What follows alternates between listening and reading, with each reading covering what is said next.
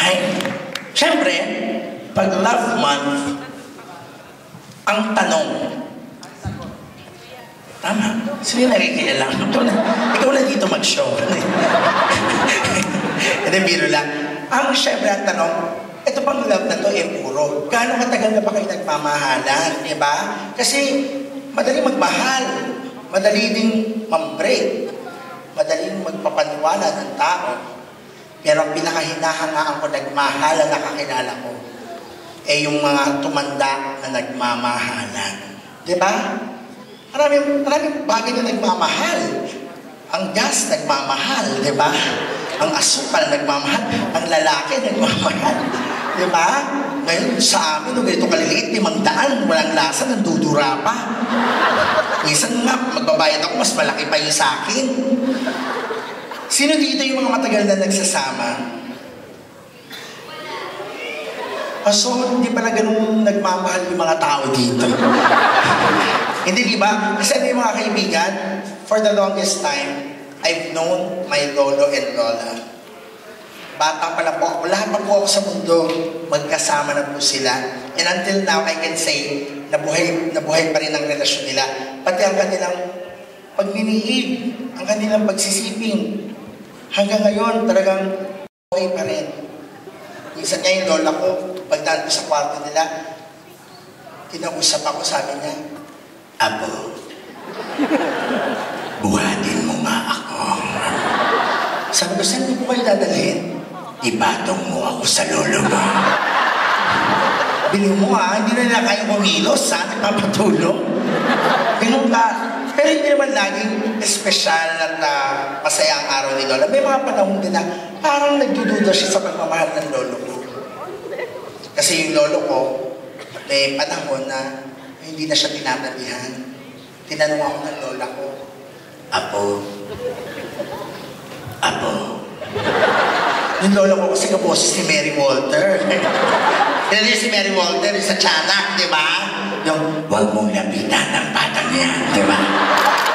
Bakla ang batang yan. Chuchupayin ka lang yan.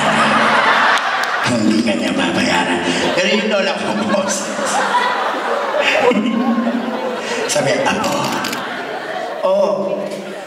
may itatanong ako sa'yo. Ano yung lola? Parang hindi na ako mahal ng lolo mo. Ano sinasabi yung lola?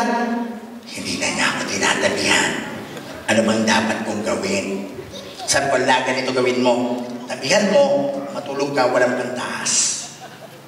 Natulog lola ko, walang pantaas. Tumabi si lolo, natulog ka agad. Kinabukasan, matanda, mas masama loob. Hindi niya ako pinansin ako. Try mo naman ngayon, walang pambaba. Tulog, walang pambaba, nakabuka ka pa, ha? Naku, hindi tinignan ng lolo ko natulog sa baba. Lalo sumama loob, sabi niya, Apo, mamamatay ako, Apo, kapag hindi ako pinansin. Sabi ko, matulog ka, nakahubad. Ha? Tapos sasabihan ko si lolo na matulog katabi mo. Kinabukasan. Pumapalik lolo ko, nakita ko na, lola ko nakahubad, walang damit. Niyakap. Bumulong sa tenga, sabi, Love, bakit gusot yung damit mo? Malabo na pala ang mata. Kaya naman pala. Kasi talaga, diba, ang mga babae, aminin ninyo, magaganda kayo kapag bata kayo, kahit malalaki ang mga dibdib nyo, pero pagtandaan nyo, lahat yan nagbabagsakan lahat. Diba? Kung ano ginanda niya noon, siyang ibabagsak niya. Yung mga, diba, ano daw, asset daw kapag meron kang malaking harap. Naku, pagtanda mo, magtulad ka sa lola ko. Every time na uma-attend ng kasalan, lagi nagre-reklamo sa lolo ko, sasabihin niya, Poldo, alam mo, pag uma-attend ako ng kasalan, umiinit ang pakiramdam ko. Sasabihin ni lolo ko, paano hindi iinit yung pakiramdam mo? Yung suso mo nakasawsaw sa sabaw. Bubuhatin ng lolo ko. Minsan nga sa sarili niyang dede, natitisod siya. Totoo, kapag may mga namaman ng bagay sa bahay, sa utong na lola ko nakikita. Kasi, totoo, 88 siya, pero tayo pa rin dede niya kasi ganito siya maglakad. Minsan nasasalabit siya. Pero wag ka, maswerte pa yung lola ko kesa sa dun sa lola ko na una. Kasi yung lola ko na una, namatay na masama loob. Pinanganak yun kasabay ng digmaang, ano yung 18 taon bago ang digmaang pandaigdig, yung sinakop ng Pilipinas, ng hapon ng Pilipinas.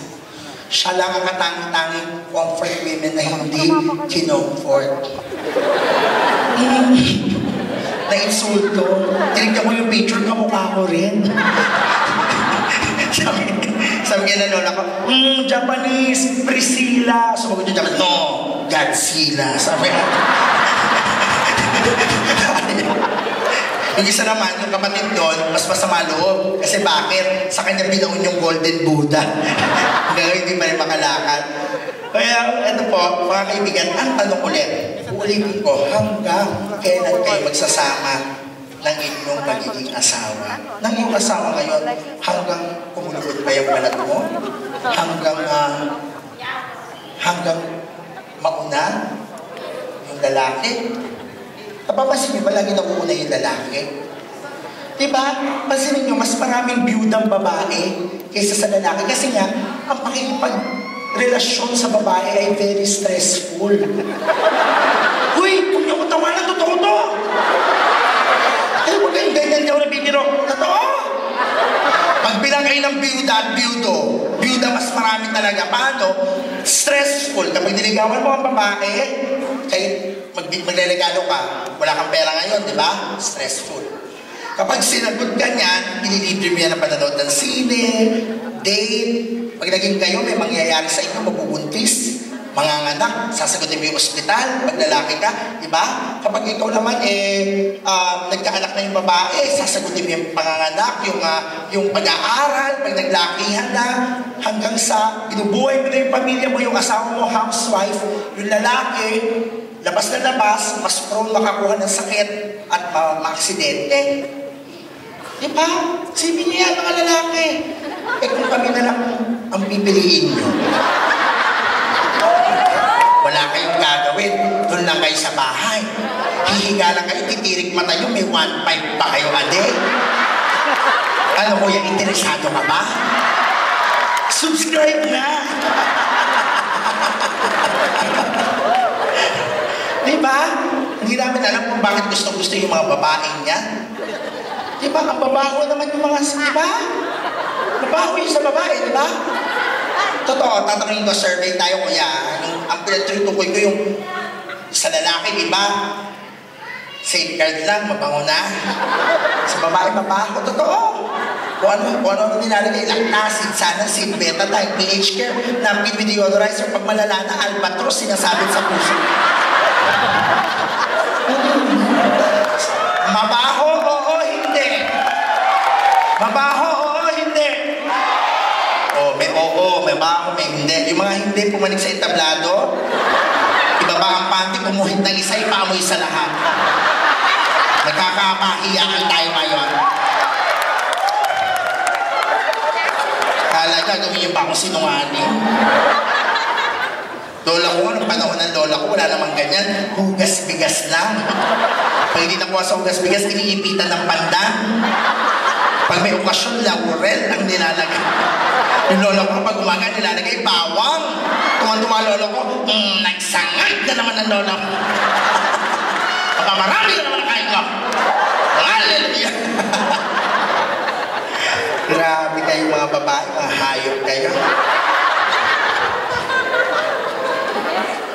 Sino mga single dito, walang shota? Magparapakan nga ulit.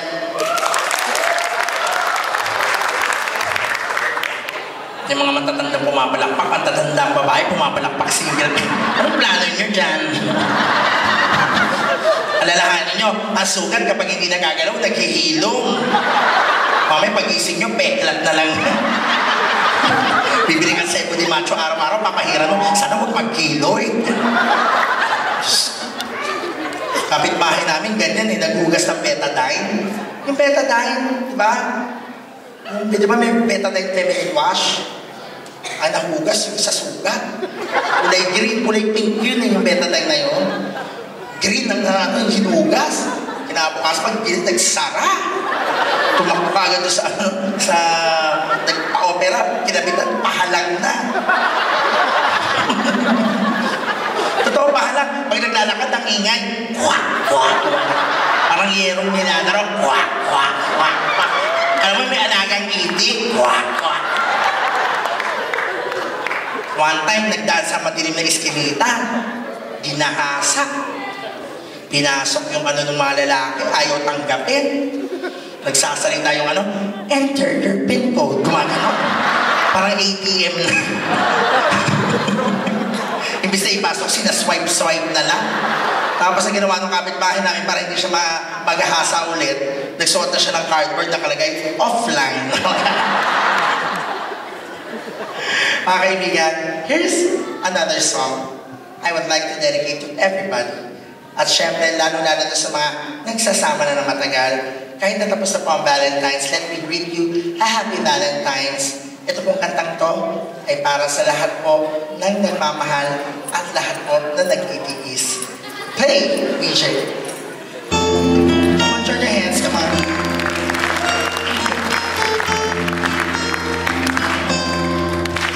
Tayo ay matanda na, sana'y di tayo magbago. Kailan may nasaan man, ito ang pangarap ko.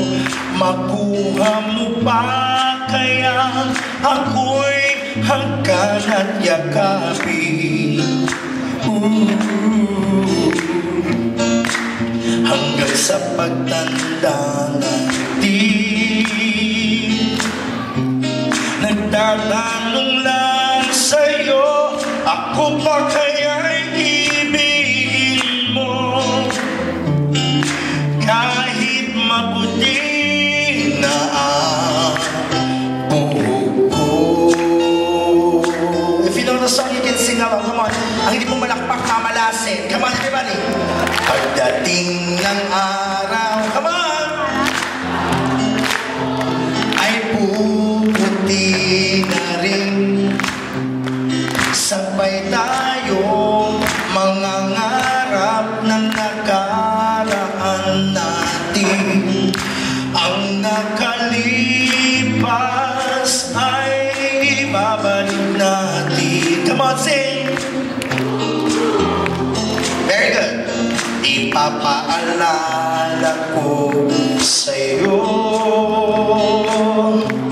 ang aking pangako na ang pag-ibig ko'y lagi sa'yo. Bawal sintonado kahit mabuti. Ang masisintonado may kotong na ang sintonado. La la la la la la la la la la la la la la la. Ang nakalipas ay ibabalik natin. Everybody sing! Very good. Hanggang sa pagtanda natin. Lakasan nyo naman, everybody!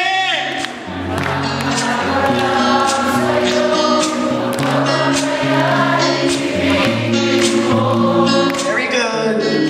Kahit mabuti na ang buhok ko,